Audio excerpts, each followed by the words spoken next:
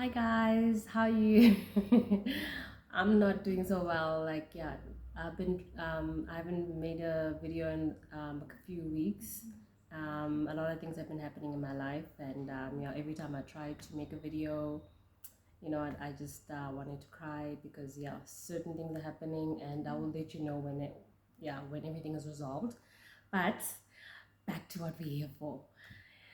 Yeah, near the World Cup, the first week. The one game I was actually looking forward to watching.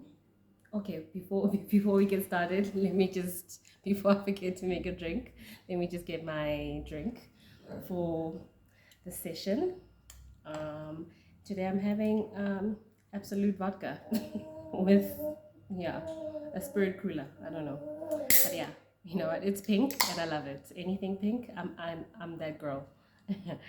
Anywho, so like I was saying,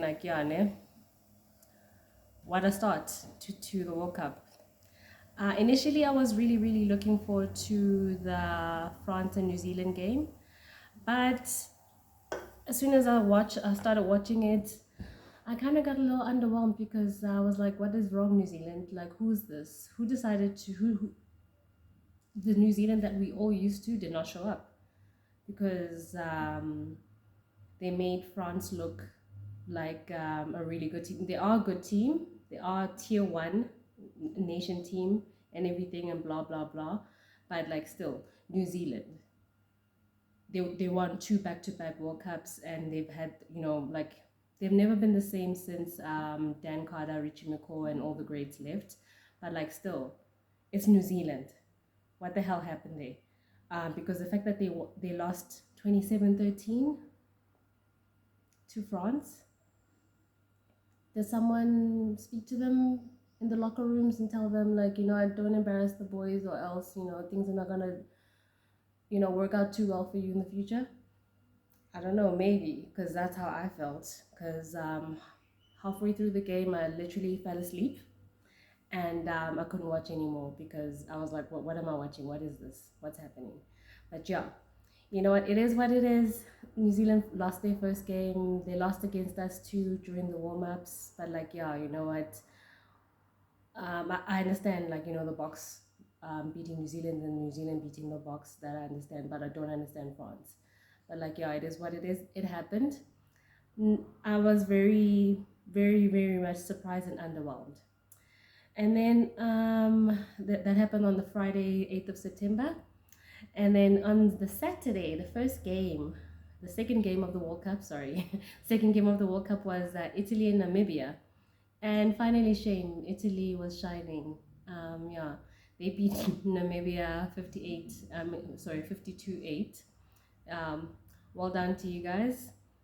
That's what I expected. Well, even though my Super Brew said, like, I said that Italy would win by 10, but like, yeah, well done to the guys. And yeah, shame, Namibia. I don't know what to say. They've always been the same. And then Ireland and Romania. This one was just sad because Romania, shame, they haven't played against any big teams in a very long time. And yeah, it's one of those teams that are happy to have made it to the World Cup. But like, you're gonna be playing against like, the big giants in the game. And what do you expect? Like you can't expect much from them. If they score a try, like even great. More than one, even better. But like yeah, it's one of those. And Ireland, yeah, what we would say in Zulu. I'm not real Zulu, but like I know some Zulu. Is Pekotela, meaning they're picking on someone who's not their size. They're picking on someone smaller than them. So yeah, that's what I could say about what happened there with the 82-8 scoreline. And then the game after that was Australia versus Georgia. Yeah, Georgia almost scared Australia for a moment. But like shame, I'm so that was the shame. The one game for Australia that was like yeah, you know what? Eddie Jones needed that confidence boost with everything else that's been happening with the team and everything else that's been yeah. Yeah, because like right now it's towards the end of the group stages. So I've watched everything, so I'm just like, recapping back to the beginning. But yeah, shame. 35-15, and that's 20 points difference. Not bad. The fact that Georgia managed to score 15 points. Well done. And yeah, shame. Yeah. I hope Eddie Jones enjoyed that win because. Mhm. And the second game that everybody's been looking forward to. I was kind of a bit sad because, yeah, for between Argentina and England, I went for Argentina for obvious reasons because, like, I'm with our Southern Hemisphere brothers. And like I said in my previous video, that, Argentina could um, surprise us, but they made England look better than they are. And I'm not impressed. What happened? Another team. Another team that maybe they spoke to them at the side and said, like, guys, don't make them look bad because, like, yeah, we're on their continent and everything else. And for whatever, I don't know. But, like, still, I felt like somebody maybe spoke to them on the side and said, don't make them look bad because what was that, Argentina? Making them look so good. And the fact that you scored 2 tries and then most, if not all, the points that England scored was just drop goals and penalties. Poor George Ford. George Ford was carrying that team on his back because he was like, Farrell is out. I'm gonna make sure that everybody remembers my name and everybody knows who I am. Because every single time he was trying to be Johnny Wilkinson, kicking every chance he got, like, slash Johnny Wilkinson and slash Monet Stain, and also maybe Franz Stain.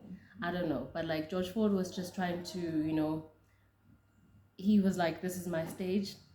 I'm gonna take every moment that I can and win this game for the team because, like, the boys are not coming to the game either because England wasn't playing so well and Argentina was abysmal. I know I'm a bit too hard on them, but like still, I expected a lot from them.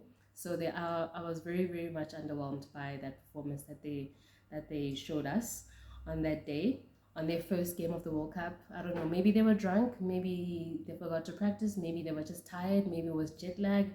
Maybe it was the heat. I don't know. I don't know. But still, like, don't do that again, please.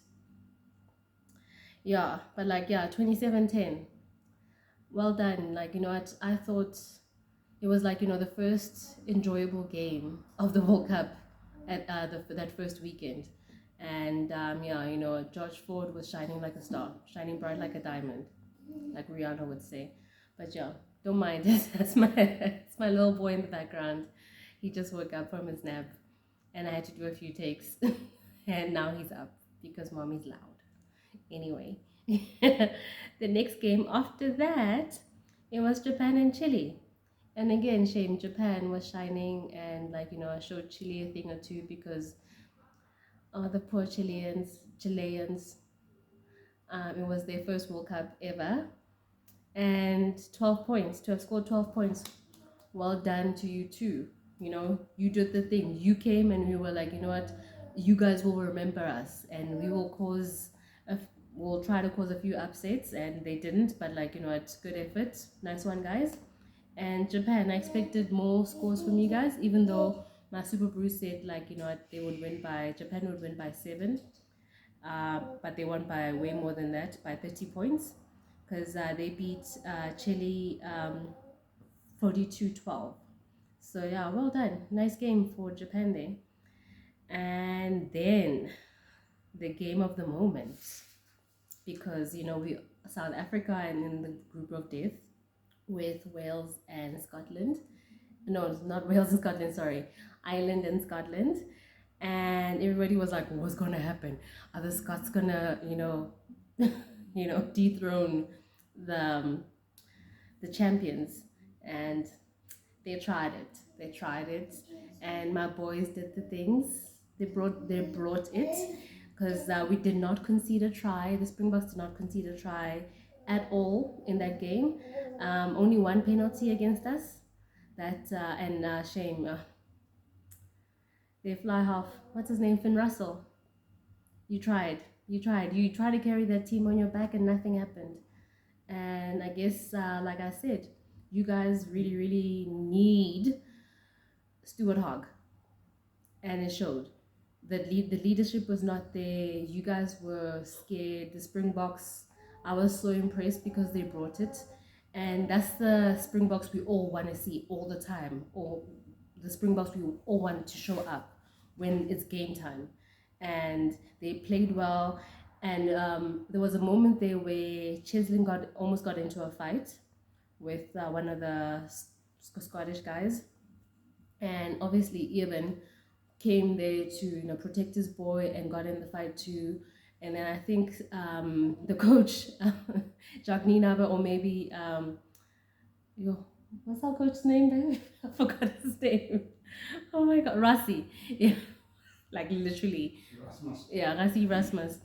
Rassi probably said like, yo, Cheslin, take full back, stay there, cool off, and Eben, what's up? Come out, because we cannot be conceding any more points against these guys, because they could do some damage. And thankfully for that decision, that's and they claimed that Eben was injured, which I don't really buy, but it was a really, really good decision, because Cheslin was doing the most at the back and catching those every time Finn Russell or one of the guys tried to maybe gain territory by kicking the ball into our 22. Cheslin would kick it right back at them, and every single time, we put pressure on them, we killed the game. They tried to pull their moves and do the things that the Northern Hemisphere teams do best, which is I'd run, and those quick passes, those quick short passes that beautiful, that I love. And we were like, no, back to sender every single time, back to sender. And we were like, yeah, but I was really, really impressed by the boys. And yeah, man, 18-3 was a really, really, really good first game back for us, to show the champs are in, the champs have arrived, and now the World Cup can begin. And then another exciting game that happened that weekend was against Wales and Fiji. Oh my goodness. Fiji almost showed Wales flames. They did, because did you see those tackles? Those guys are not scared of anything. Every single time they were tackling, it was head first, and it's you know what? If I die, I die. That's how they tackle. They just go for it, and Wales did not know what hit him. And Dan Bigger, I've never seen him so flustered. I've never seen him so upset. I've never seen him try to get the team together, because every single time he's swearing at George North, he's swearing at the other guys. Can't remember their names, but he's here. He's like I was I've never seen him so frazzled. And that's the first thing I said to one of my colleagues when I got to work on Monday. I was like, oh my god, did you see Dan? And shame. The media was making him out to look like a monster or whatever. And luckily, our captain, Sia, gave him a call and be like, you know what, you're passionate about the game, you did the job, well done for getting the win. They almost lost, and last minute they scored that try, and nothing else could have been done. It was just one of those if they didn't get that last try at the end, excuse me, sorry, shame. It would have been it would have been the first upset of the World Cup. But yeah, man, the Fiji guys put up a really, really good fight. I felt so bad, because when they were showing the fans in the stands, yeah, they look really, really heartbroken. But like, you know what? Well done to you guys. You have arrived. We see you, and you more than exceeded expectations. And shame, Wales. Like you also missing your captain, your former captain, who's who's my age mate, by the way. But yeah, I'm not gonna say how old I am. Anyway, but like yeah, it was like a really, really, really good first weekend for the Rugby World Cup, and like you know the best game, the best well the best games, the try of that weekend was obviously the one by Mane Limbok. That kick he did, like that no look kick, is like with the kick um, to Kurtley Aronsa, and like you know he's been waiting because even the commentator said like you know at that time like you know at Kurtley's ready because he's like you know close to the 22, and he's like you know it looks like something is about to happen, and because Mani missed all those penalties, he knew that he owed us some points, and Hail Mary pass that was the try of, I feel like you know that was the try of the World Cup so far, and a good like I'm sorry for the kicking, but like you know I got you guys. I'm playmaker, because that's what I believe it is, because you know a fly half can be many things. A fly half can be just a person who just shows up and kicks like Mornay Stain and gets the and gets the goals, or like Henry Pollard. He can play. I don't think he's much of a playmaker. He does the tackles, he gets dirty, he gets down and dirty and stuff. And his kicking, you know, is like world class. And then you get money. He's not really the Dan Carter or whatever, but like you know what, he's got that thing that a fly half needs. Like you know what, when push comes to shove, you know what you need to do, and then you get it. And you have your people, and be like, you know what, if I make if I get the signal, if I give you the signal, be ready.